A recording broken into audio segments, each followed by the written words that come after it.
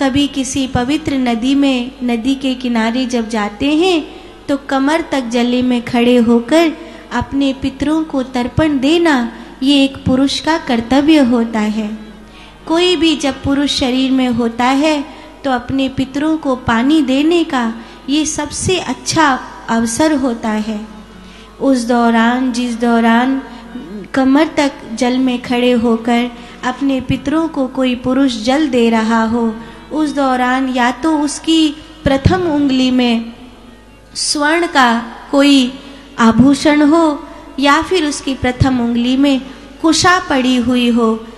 ऐसा होने से उसके पितर उसके दिए गए जल को बिना मंत्र के भी स्वीकार कर लेते हैं।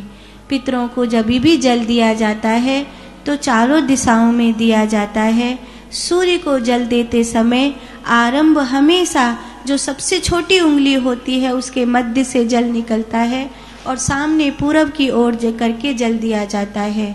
लेकिन पितृ को जब जल दिया जाता है तो हम पूरब मुखी होकर के खड़े हों और अपना ज्ञान मुद्रा लगाकर अंगूठे और प्रथम उंगली के मध्य से दक्षिण की ओर पहला जल दिया जाता है। पितरों का वास दक्षिण में प्रथम होता है, इसीलिए उनको प्रथम दक्षिण में जल दिया जाता है।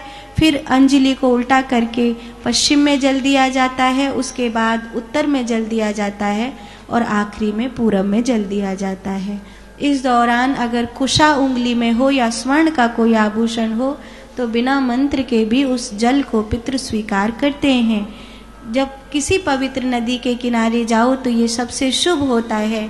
जैसे इन दिनों आप गंगा जी के किनारे, ये संगम का तट है, तब आप जब गंगा जी नहाने के लिए जाएं तो जो भी आपके पितरों की तिथि पड़ती हो या कोई तिथि याद नहीं हो तो एकादशी, अमावस्या, पूर्णमासी या कोई भी ऐसा समय आप उनको जल दे सकते हैं। और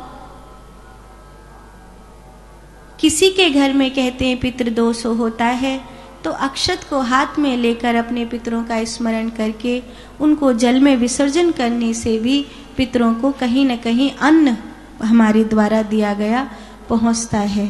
ऐसा